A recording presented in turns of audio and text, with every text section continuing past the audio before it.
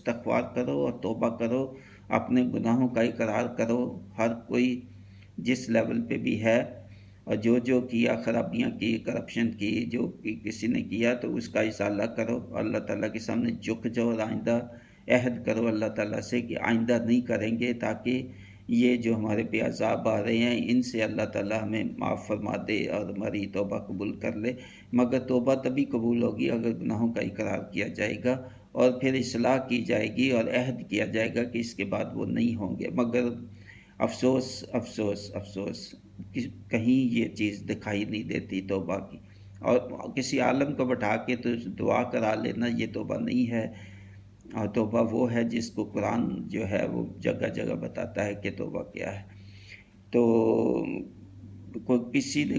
احساس ہی تک بھی بہت کم ہے کہ جی عذاب جو ہے وہ، مجھے تو ایسے لگتا ہے جیسے مرنا لوگوں